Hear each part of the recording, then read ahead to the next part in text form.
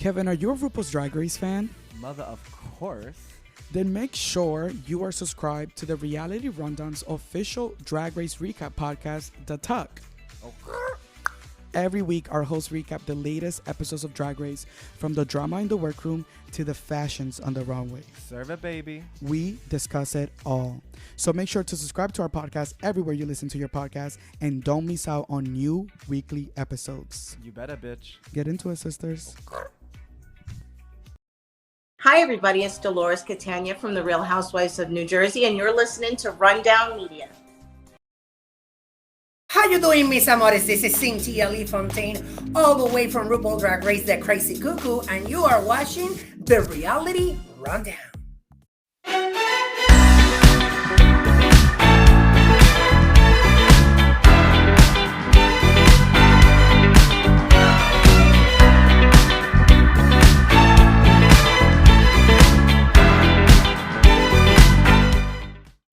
Hello, everybody. Welcome back to another episode of The Tug. Today, I'm here with my co-host. My name is Wellington, and that's Edward, and that's Kevin. Hi, guys.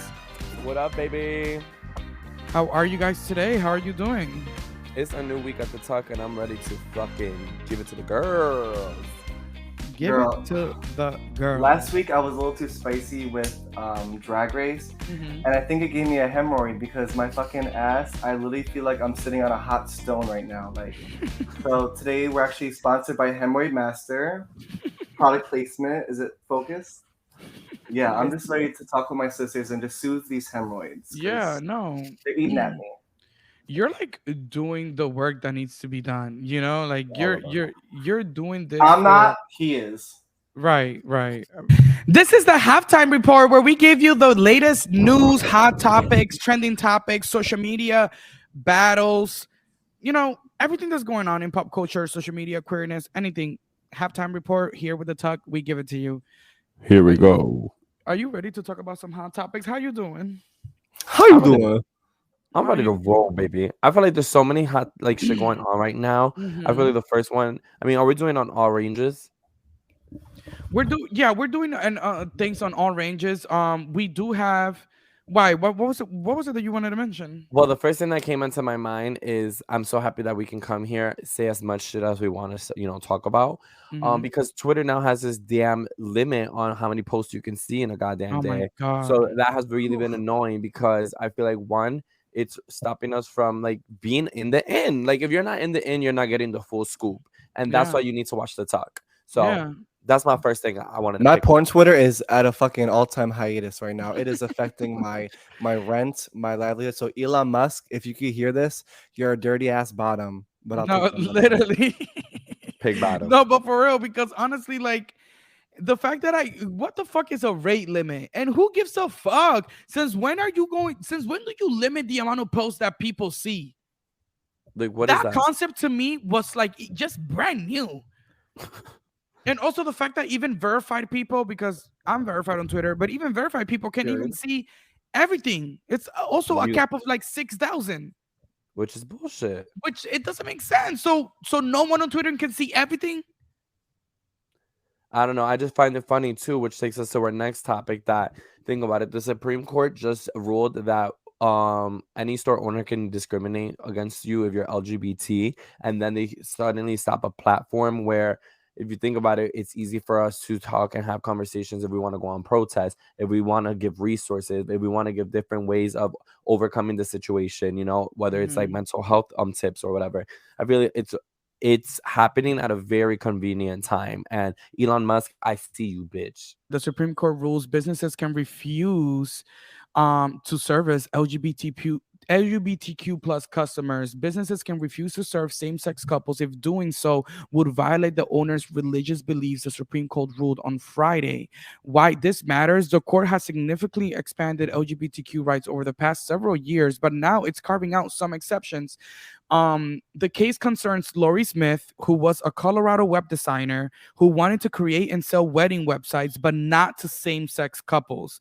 Colorado civil rights law prohibited her or any business that serves the general public from turning away customers because of their sexual orientation.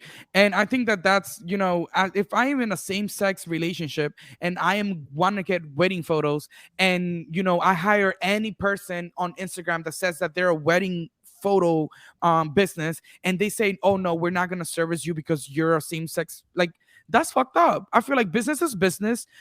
Whatever you do, whatever you have, mentality you have in your own mind and in your own personal life is for you to do. But what does that have to do with my business? I also feel like if I was looking for any type of business and someone denied it because of me being gay, I would literally not even care to even give them my business. Yeah. I wouldn't even want to even like continue to be in that space. But the thing is that it wasn't the person that were discriminated that brought this up. It was her.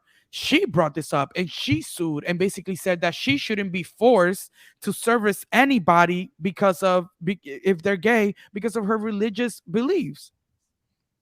Well, And it's fuck that crazy bitch. that like some evil ass people can have their own evil ass thoughts and projections and take them to like court and somehow get into the Supreme Court and like change laws. That's scary. It is scary. I feel like it makes you think about the way we're going as a nation. When you think about not too long ago, women were just taken away in certain states were taking away their right of having an abortion or Right. contraceptives, and now it's like the LGBT community under attack within places that they can go and give business. And of course, that could be anything. Someone could go and that could easily become refusing people having service in medical centers and so on and so forth. That's we have already been seeing. So it really is some scary shit. But when we break it down to like simplicity, and it's just maybe you're thinking about like a coffee shop, again, it's like fuck you. I'm not gonna give you my business. And if you really want to get rowdy, then what's up? Like, But it's also yeah. like, we go to Hell's Kitchen all the time, and not just Hell's Kitchen, but we go everywhere all the time. I don't want to seem like we're just Hell's Kitchen gays. Like we're out and about all the time. I don't know how I'm going to feel for the first time when someone refuses their business because of us being who we are. Like to me, like I'm not ready for that exchange. I don't like. I think That's it's what- weird. I'm sorry, my love. No, you go. You I go. feel like it's just rare for us maybe to experience it out here in the city, but maybe like since we want to take trips, like what if we go to Seattle? What if we go to Tennessee? Like whatever the case may be, like wherever we end up at, what happens then? Yeah, yeah. But I mean, again, this is a Supreme Court ruling. So when you have a Supreme Court ruling, it rules the entire nation. It becomes federal law. So it's kind of like, this affects so many people. It's scary to me because like it starts as they're just able to say no to us. So that's where it all begins. And like Mhm. obviously a lot of this rhetoric stems from a lot of just hate, and it's making a lot of the shit go backwards. But does make me nervous because like this isn't like slowing down. They're gonna start at saying that we can't eat at Applebee's by Yeah. holding hands and being and looking cunt. Yeah. Like it's starting like that. Then it's gonna be the open of like, oh, now they can take us out with force, and it's scary to yeah. us and to all queer people because it's like it's gonna start here. It's gonna start at them saying no to us going to a bodega and getting fucking rap and poppers. Yeah. Like it's gonna start there, and then it's gonna deeply escalate to where we're again like fucking back in Stonewall ages, like fighting for our lives for simple things like going to a bar. Yeah. And that's why I feel like we nourish and we love our queer spaces, like Hell's Kitchen, like Brooklyn, like places that accept us and want our dollars. But it's trembling to the idea of that like there's gonna be a time in like our history that we're gonna walk in and they're gonna say you can't sit, but the people next to you can. Right. And that's just that I like you said, like I don't know how I'm gonna react. Am I gonna be emotional? Am I gonna automatically just want to resort to being physical? Like I don't know, because like again, like it just opens the door for like what more can they do to us? Like they're not allowing us to eat and at just a restaurant or get wedding dresses. It's like it's gonna start there, and I'm scared. I It's so really crazy. am. It's crazy too because it's like with what motive? Like why? Yeah. Like, Yeah. what is the reason? Like, when you because you just What mentioned are the gay people law. doing to you that is bothering you so much that you need to stop us? Giving us Like, your money, like what's different from our fucking dollar bill than fucking Jane and Joe's? like Like, you. So should we be exempt from paying taxes as well? oh girl, period. I'll be behind that bill. Now we're starting conversation. Because you know what I'm saying. Like you're letting business refuse services to people, but then I'm still paying tax dollars. Yeah. I'm getting my rights taken away, but I still have to pay taxes just like every other motherfucker. Land of the Like free. it just doesn't make sense. It doesn't make sense. And I think that I can speak for me and Edward, like as gay men of color, as gay Black Latino men, like we fit so many boxes already of groups that are underrepresented and discriminated. So not only am I somewhat scared when I walk into a room because I'm Dominican, when I walk into a room because I'm Latino, because when I walk into a room because I'm Black, when I walk into a room because I'm gay, when I walk, like there's so many things that They're I considered have that when I'm walking into a room I'm cognizant of. Mhm. So at least for me, the gay thing was starting to become like, okay, we were getting so many laws approved and so much space was being created for us, and it did really look up, like so much legislation was being passed and we were really going on an upward improvement for the community, that I actually in a way kind of like forgot that what it had felt to be discriminated because of my sexual orientation. So now that like these laws are coming in a way are coming back, and like discrimination towards same-sex couples and just the queer community in general is starting to become such a thing. And it's crazy. And I think a bigger conversation is the fact that the only reason why this is making national headways is because this affects gay men, but trans couples have been going through this shit for the longest. Trans people have been going through this shit for the longest, They but still no are. one gives a fuck about that. You know what I'm saying? The only reason why this is a situation is because it involves lesbians and fucking gay men. Same-sex people that oh, now it's a problem because that's the language that they use. Same sex, same sex, same sex, same sex. But Yeah. with the queer community is way bigger than that, and all of the issues that we go through are not always reported, and that's kind of annoying. But I do want to segue into our next hot topic. I do which want to say is- something real quick Go about ahead. this, super quick. I mean, it does obviously like, because at the end, I have to understand my own privilege, and like if me and Wellington walk into like say a job, like regardless of like his resume is going to be bigger than mine, but they're going to look at me like I have more qualifications just because of the color of my skin, and like that has obviously a privilege in its own, and not saying that's right whatsoever. It just scares me. Not only obviously I'm internally scared, but it scares me for like my girls, like my friends who are like women of color, men of color, queer of color. Like it it adds like that much more to their plate. And again, that's nothing that I can ever relate to because I'm not Mhm. of color. But it fears for me because like like you said, I honestly thought we were out of that like phase of like I don't have to be scared walking out my friend who's Black because they're gonna look at us both like we're equals.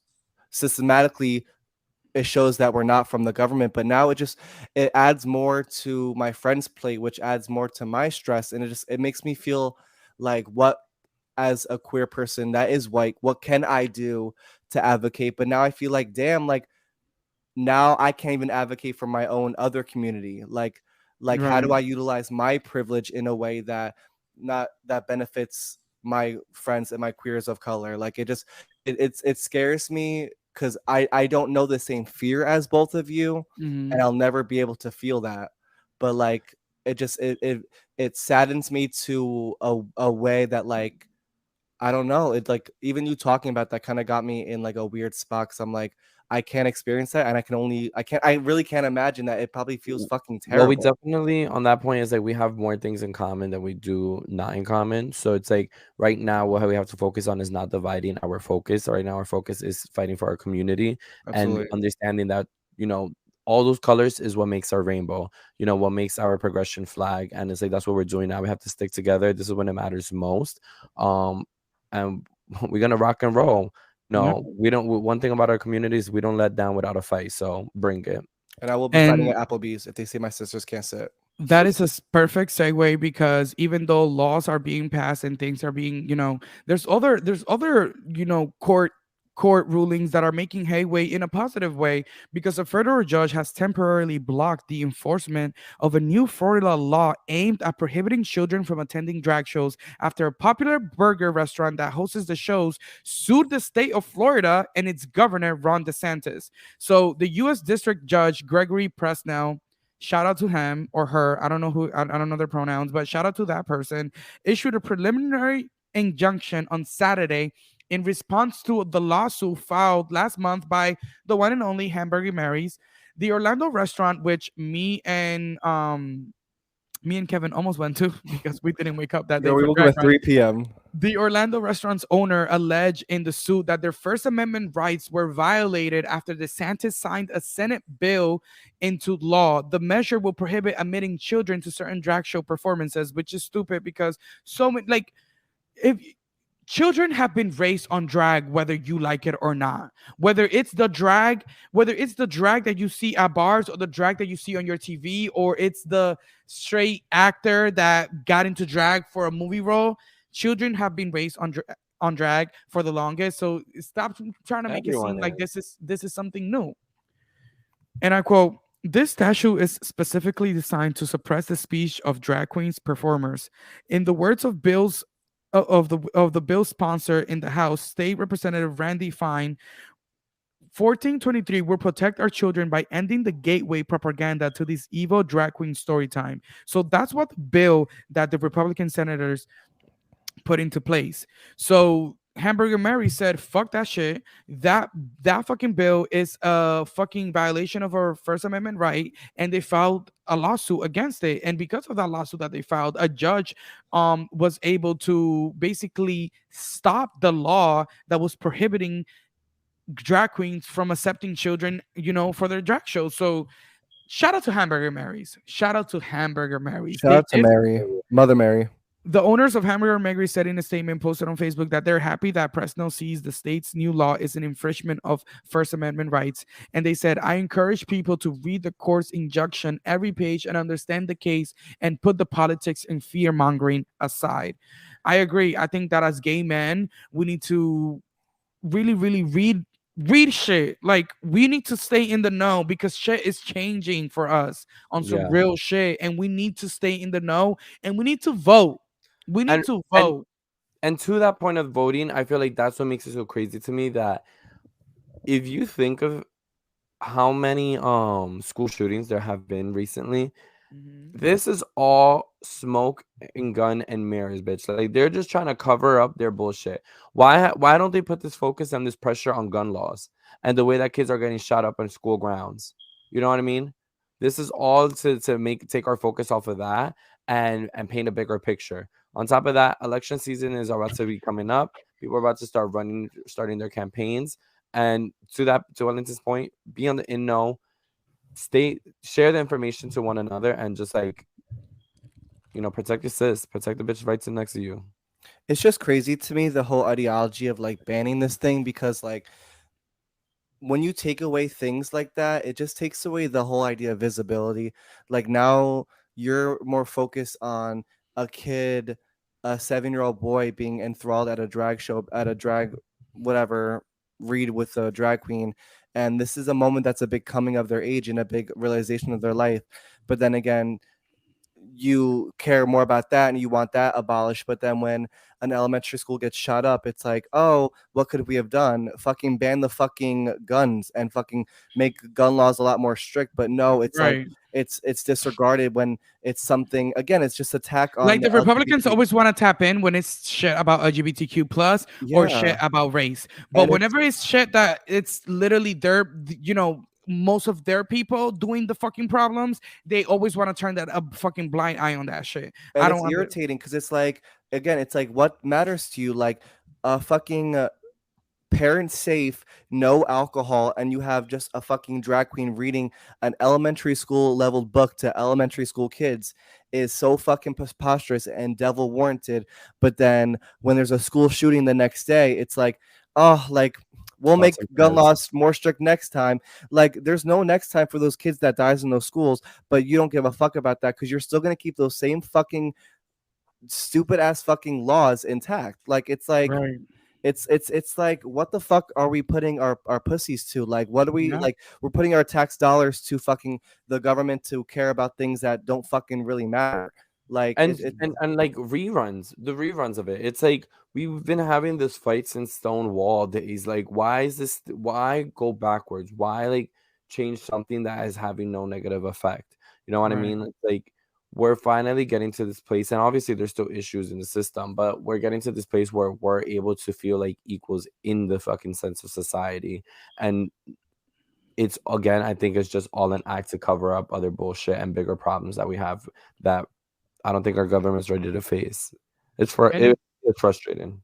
and it's also like, in a way, it kind of makes me feel like, damn, like is the visibility that the LGBTQ community getting like also a double-edged sword, because we're so visible that now it's like, people that are in Senate that have this type of ideologies and mentality want to do stuff to like basically suppress us. Like, is this disability worth more oppression? It's like it's a conversation that has many layers for sure, but if I we like keep that because it's so true. Because like I could just refer to Drag Race, like when like Drag Race being like the highest that it is, it creates audiences all around the world, whether they like it or not. You have a straight man walking around New York and they see a Subway sign that has drag queens on it. Like I kind of miss the days where it was like more of like a secret society and it was more of like a community that's more closed knit. Because yes, we want visibility and we want better things for us and laws enacted, but again, with those laws, having people like us fighting for them has a double-edged sword. It has those people fighting against it, and yeah, sadly sometimes those people fighting against it win, and it's like yeah. when they do win, it fucks us over. So I think that was a great point you came up with, one thing, because it's like visibility is really like we're fighting for it, but like then It's also fighting us. it comes with a cost, because now we're like, again, like we're not gonna be able to sit at a fucking Applebee's and eat because we're gay. Right. It's like it's It's crazy. when's it Well, enough? I feel like that's why it's important for us to know, like, anytime we have those moments and we have the opportunity to show who we are, we're to keep in mind that we're representative of not only just us, but our entire community. Yeah. And I think to like segue perfectly is kind of, I know not to put that pressure onto the situation, but the way I want to reflect to it is like Heidi in Closet leaving the season. It's like, yeah, that's a moment where she was under the pressure and she had to go, but like that's a moment for her to understand. It's like we are fighting. We are doing a much bigger fight. You know what I mean? And it's like, like I say it in the sense of like sometimes we get lost. Hold on. I just want to give you 10 points for finding a way to change us from that subject to our next topic. Like, girl, the two cannot be so opposite. It's okay to say we're done with this and we're changing. I was letting my sister rock too. I was like, no, yeah, but then in the Girl, back of my head, I'm what? like, Heidi and Closet's fight was what? she said Heidi in Closet threw the first brick at Stonewall. What I'm saying is like when we say sometimes there are smaller issues that we focus on and we forget about the bigger battle and the bigger picture that we're putting on. So to that point of visibility, it's like you may not know how many eyes are on you, but you could be doing something that could cause a change. In this case, Yeah. she decided to leave because she felt she was overlooked. Yeah. And I feel like she should have fought and been looked at. And that's So what I'm getting at. like Edward said, Heidi in Closet, while appearing on Roscoe's, said that the reason that she left All Stars wasn't because of Candy and Kahana, which was a social media rumor that was going around because of all of the beef that surely happened after, but because she felt like she was being overlooked as a contestant and she was ultimately not happy in the competition. She said that when she was at Roscoe's recently. Okay, so this is my thing. You felt overlooked. Voice it. Voice it. I'm sorry. When you're on that stage, when you're in that competition, you only have one chance to be in that competition. And at the end of the day, it's a reality TV competition. So even if you're gonna check people, the producers are gonna like it. It creates drama. It creates television. You felt you were being overlooked by the judges. Have your moment on stage and say, "Hold on, before I go to the back because I'm safe. I just want to say I've been busting my ass in this competition." And that's the thing. It's like, I'm glad you brought that up. Bitches are scared. I'm sorry. Season 1 of RuPaul's Drag Race, season 1, the foundation, Chanel. They said, who you think should go home? She said, me, because I've been working so fucking hard and I'm being overlooked. Like, it's like you said, you need to have that moment. Like, if no shade, I understand mental health. I myself struggle, but like, it's in that setting. Like, if you're feeling like your drag is being looked down upon or not even looked at, speak on it. Defend yourself. Because like Chanel said, like, no one calls me beautiful. I go on this runway every single day, like all those girls, and I get not one compliment. Talk about it. Then you want to be the first one whining at Roscoe saying that you're being unfairly treated and then quit. Because if I look at season 12, Heidi, I would never thought that she'd be pussied out and quit on All Stars 8. Right. So I think that it boggles my mind that like and it also you open up a bigger conversation because like I again, we're so pro mental health and we all have our own issues with mental health, but I also hate this rhetoric that the conversation ends as soon as you say, well, it's my mental health. I don't know. I can challenge you. Because at the end of the day, you're on a fucking TV show. So just because you had your little moment, and now it's like, well, no one can challenge what happened because you were having a mental health attack. And it's All Stars too. Like you knew that this was a mental health inducing and attacking game. Like you're not like you're not new at this. This isn't season 18 or 19. Like you knew what the pressure cooker and also you're from season 12. Stop acting like you were on Drag Race season 5. Like, you know the machine that Drag Race is because when you joined Drag Race was already the machine that it is. If anything, season 12 was really like the new era of Drag Race. That part. So you already know what it is. At the end of the day, if you feel like you were being overlooked, you should have spoken up. But also, if you feel like you're being overlooked, no shade, bring more. Well, you're being overlooked in a competition with Darian Lake, Mrs. Kasha Davis, and Naysha Lopez. You feel like you're being overlooked there? I'm sorry, Mama. Maybe that is something up. Like, oh. Yeah. Well, onto some positive news. Congratulations, Olivia Lux has been casted as Lola in Broadway's Kinky Boots. Shout out to Fred. You were my college ambassador at Montclair State University. So that one hits home like a Montclair State fucking alum. Like I know Wellington feels it too. Like that's like a hometown hero. Like I've never seen you. Like fucking girl, you did that shit. You're doing more than Drag Race. Kinky Boots, it's such a big show on Broadway. Also, such a one of, if not, I'm don't misquote me, or I don't want to misquote myself, but I don't know if it's the only show that represents like drag and LGBTQ stuff right now on like in Broadway, but it's definitely one of the main ones. It is one of them because you have like Rent and all the thing, but it's probably like the premiere in my opinion. Yeah, right now like Kinky Boots shows drag queens, it shows LGBTQ issues, it speaks about a lot of things. I've been fortunate enough to see that show and seen people perform all of those characters. The original Lola was Billy Porter, so for Olivia Lux to step into that role of Lola, like big heels. It's big boots to fill. She's literally Kinky Boots. Like that's big. So shout out to Olivia. Exactly. I know, like Kevin said, from the Montclair State days, I know that you're talented as fuck when it comes to theater. So I know that you're going to rock this. Hopefully all three of us can go out there and watch Olivia Lux in Kinky Boots. But again, shout out to Olivia. She has been casted as Lola on Kinky Boots in Broadway. Well, guys, that has been it of all of the hot topics. We had highs, lows, Heidi in closet, and everything in between. And I love Sister Talks because it just gives us that opportunity. This is not Sister Talks, babe. This is the halftime report. Girl, we have so many different fucking spin-offs. Like it's All Stars, it's the World, it's Drag Race, like. No, girl, I get it. Listen, I get it. But yes, thank you so much for listening to another episode of The Talk. This has been your halftime report where we give you the latest queer headlines, hot topics, social media trends, we talk about it all here in the halftime report by The Talk. Kevin, Edward, thank you so much for joining me. And This if you is if there's any things happening in your town, anything happening, that you are seeing that you are aware of, send it to us. DM us at the Talk Podcast on Instagram or on Twitter at the Talk Podcast. Send us some news. Send us things that you want us to discuss. Send us things that you want our opinions on, because that's where we give it here in the Halftime Report. So make sure that you are subscribing and you're listening to all of our episodes. Just some bottoms about opinions. That's all we are. Bottoms and opinions, and you don't have to listen to them, babe, but you should subscribe.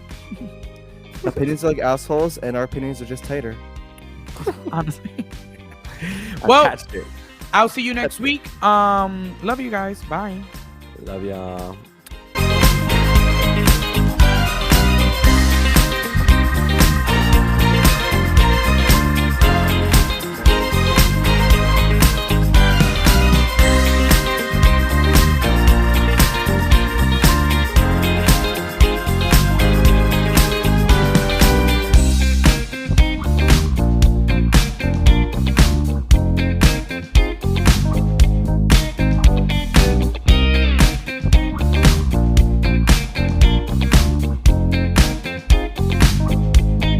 The Talk is a production of The Reality Rundown and Rundown Media, executive produced and hosted by me, Wellington Gomez, co-hosted by Forever Raymond, Kevin Kleiner, and Edward Entertainment, and audio and engineering by Ralph Scafaro.